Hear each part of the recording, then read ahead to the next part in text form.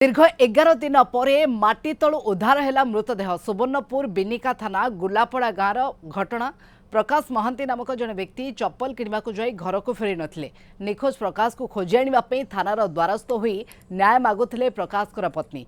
तेज प्रकाश पत्नी अभियोग को आधार करी पुलिस 5 जन को अटक रखी पचराउचरा करने पर पूरा घटना सामना को आसी।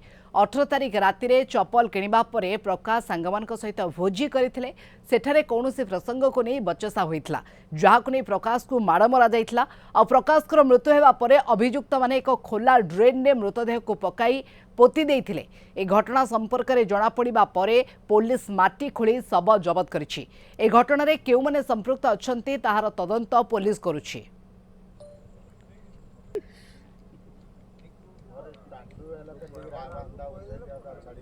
हाँ लोक लगे तार भाई आ तार संपर्क उपस्थिति रे से नाल रे जेन पोता हितला माटी खोला हला परे से सब के तार घर लोक चिन्हट कले जे से सबडा प्रकाश महांती बोली। अभियोग तो 18 तारिख आमर तार मिसिंग थिवार तार 20 तारिख रे आमर से तार मिसेस देइथिले थाना रे मिसिंग 23 तारिख रे मिसिंग रिपोर्ट देइथिले।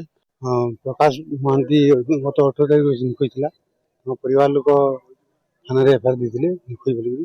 आज आसलु साइंटिफिक टीम आसिले पुलिस आसिले।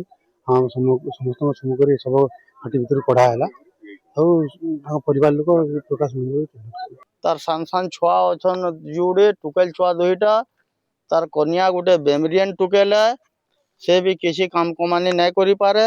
ई लोकटा के जेहेतु हत्या कर देजन से माने ई टुकेल रो तार छुआ मान को और तार कुटुम रो से तीन लोक केन प्रकार प्रतिपोषण हेबा से लगी प्रशासन इ ताकर न्याय के उपयुक्त हिसाब तार मान न्याय दे करी